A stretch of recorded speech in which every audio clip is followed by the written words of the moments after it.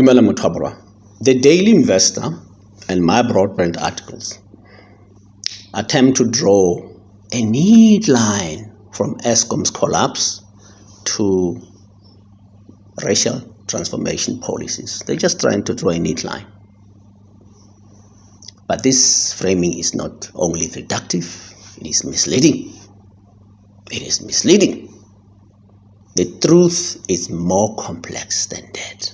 And for those of us with engineering backgrounds and first-hand experience inside Eskom, it is frustrating to see the same old scapegoating of transformation used to dodge deeper issues of strategic mismanagement, structural neglect, and the internal devaluation of technical roles. What skills are actually missing in Eskom? Let us be specific. Now, the articles never specify which engineering disciplines are lacking, nor which operational failures are linked to the supposed vacuum. In reality, Eskom's decline in internal capacity has centered on three core areas. Mechanical, boiler, and turbine engineering. There's been failures in tube leaks, and boiler cracking, turbine bearing degradation, and vibration issues. We know those have plagued Medupi, Kusile, and older plants like Hendrina and Matla power stations. We know. The other area is electrical and control systems engineering. Now, skills related to generator excitation systems, protection relays, and SCADA diagnostics have eroded. At several plants, generator trips have been traced to poor calibration or oversight of protection systems, a symptom of shrinking in-house expertise. Another area is maintenance planning and asset integrity management. Eskom once had robust planning systems to schedule, pre-engineer, and post-analyze every outage. That system is gutted. Outages now run over budget and over time.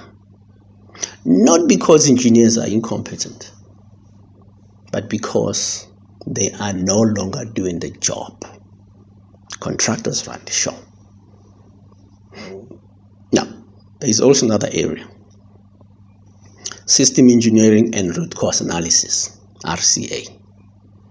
Now, Eskom used to generate detailed failure reports that maintain libraries of equipment histories and develop procedural manuals. They are gone. The skills haven't disappeared from South Africa. They were pushed out or reassigned. Now the question is, what really happened? Let's look at a timeline of decline.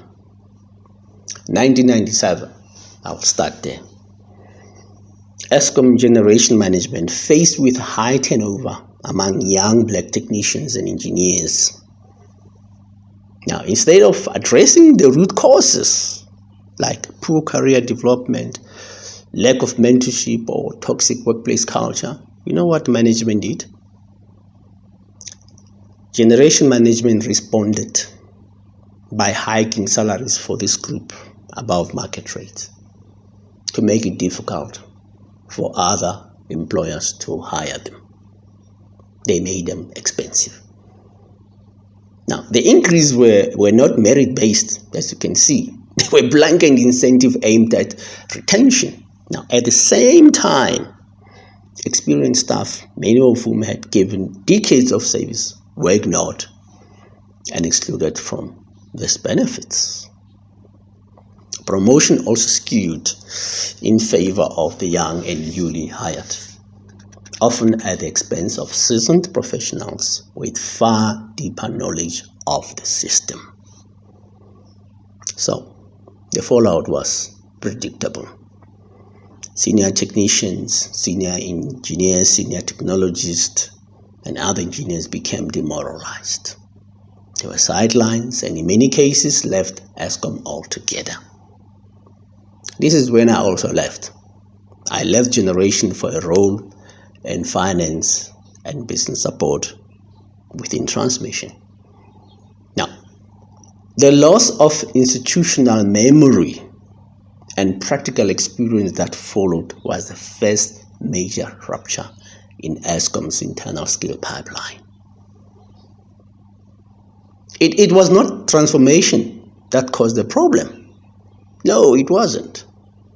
It was a reckless management decision that valued short-term appearances over long-term capability. Let's get that one straight. Now, between 1998 and 2005, Eskom had surplus generating capacity and an internal technical development programs like EDP that trained hundreds of engineers, technicians, and technologists and artisans. This was the high water mark of technical competence in that company. Where did those people go? Where did they go? Now, between 2006 and 2010, the first signs of decay happened in Eskom. As construction began on Medupi and Kusile, internal engineers were shifted to project roles. Yes, and experienced staff or station staff were not backfilled. They didn't fill those positions. Now, instead of promoting station-based mentorship, Eskom turned to EPC contractors. Internal skill pipeline began to stall. Between 2011 and 2015, the push to reduce headcount and the rise of procurement culture happened. Eskom increasingly outsourced maintenance, inspections, and even design work. Now, technicians and technologists were pushed into finance. Others went to HR, others went to supply chain. Now, engineers like myself in mechanical background were made redundant to operations. Between 2015 and 2020, the consequence came home. Internal outage team shrunk.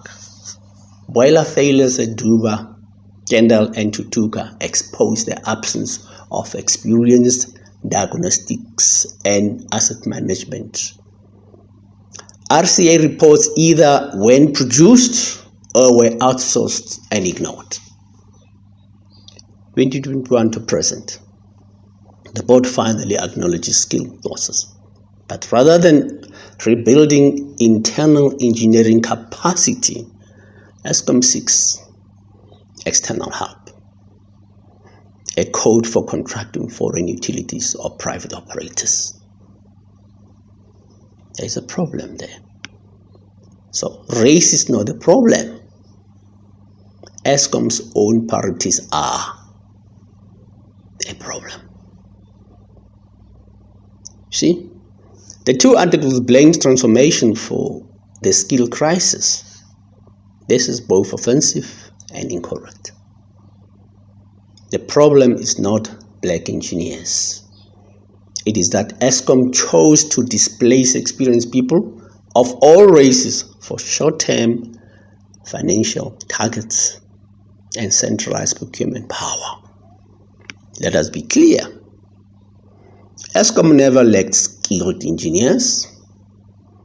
How can a company with over 40,000 employees lack skilled engineers? It had a surplus, but it did not create career pathways for these people, especially technicians and technologists.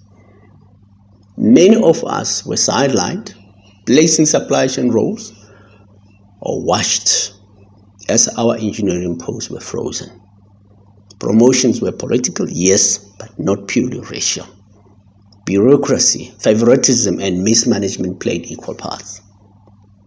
And ironically, some of the most capable black engineers trained under Eskom's earlier programs have also left. Not because they were promoted too fast, but because they were frustrated and disempowered and ignored. What needs to happen? Eskom won't fix this with contractors or overseas consultants. It won't.